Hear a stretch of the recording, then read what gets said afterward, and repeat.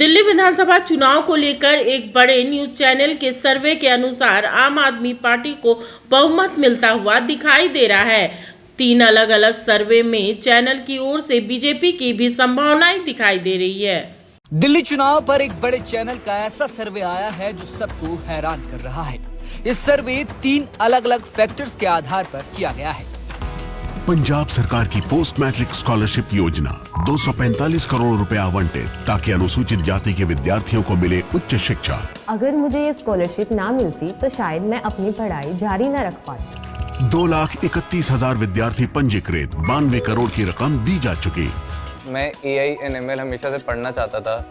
अगर स्कॉलरशिप नहीं होती तो मैं कभी भी एडमिशन नहीं ले पाता इस कोर्स में। मुख्यमंत्री भगवंत सिंह मान की कोशिशों से पंजाब बन रहा है रंगला पंजाब। दिल्ली विधानसभा चुनाव को लेकर टाइम्स नाउ JVC ने पोल जारी किया है। पोल में अलग अलग 3 फैक्टर लिए गए हैं जिसके आधार पर अनुमान निकाला गया। पहला फैक्टर ये है कि सिर्फ आम आदमी पार्टी की तरफ से किए मुफ्त वाले वादों का जनता पर क्या असर होगा।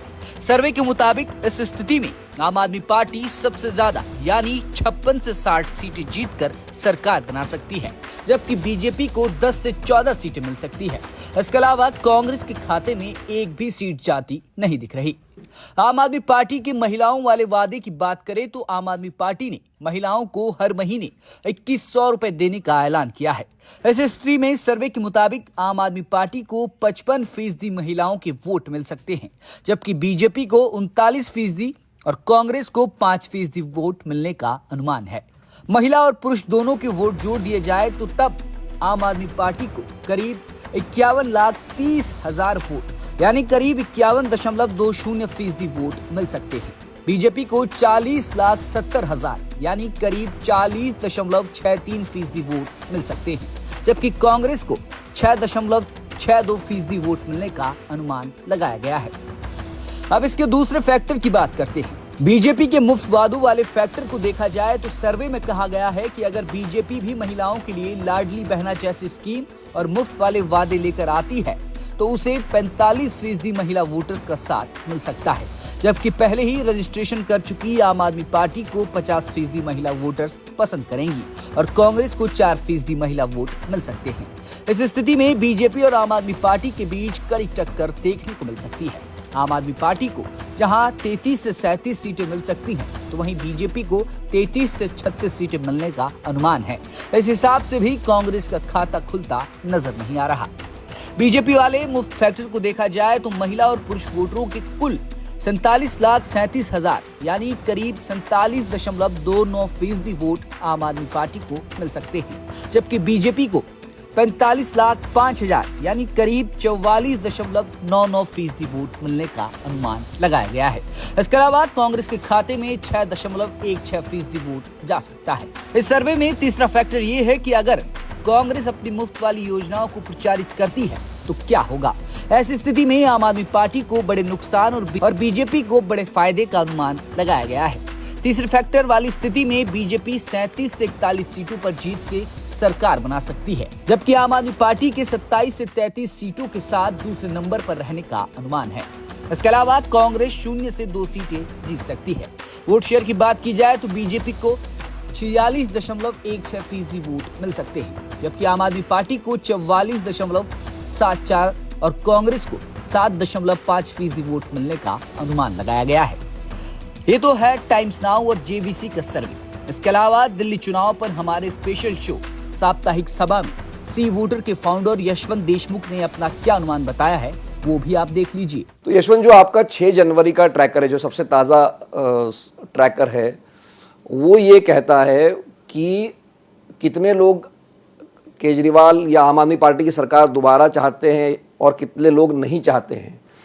तो इसका अगर हम ब्रेकअप देखते हैं तो 46% लोग चाहते हैं कि केजरीवाल दोबारा से जीत कर ना आए, दोबारा उनकी सरकार नहीं आए।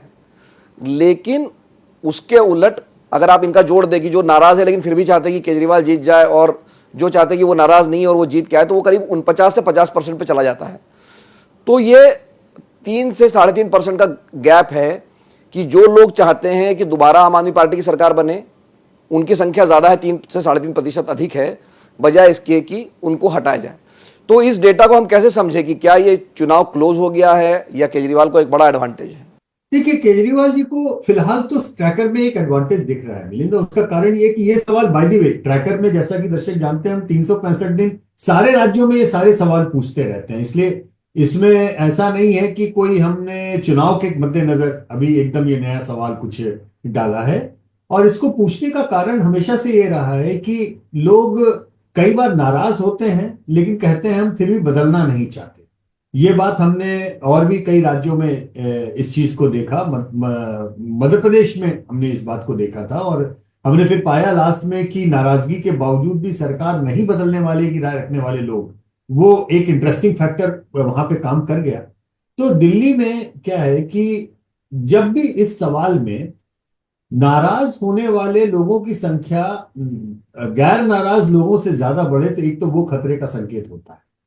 दूसरा, एक बात ये ध्यान देनी पड़ती है मिलिंद कि बाइपोलर कंटेस्ट है या मल्टीपोलर या ट्रायंगुलर कंटेस्ट है, क्योंकि जो कह रहा है कि जो भी व्यक्ति कह रहा है कि हम सरकार नहीं बदलना चाहते, तो वो तो स्वाभाविक सी बात है कि उसमें कोई वोटों का बंटवारा नहीं है, वो जो सरकार में है उसको वोट देना चाहेगा।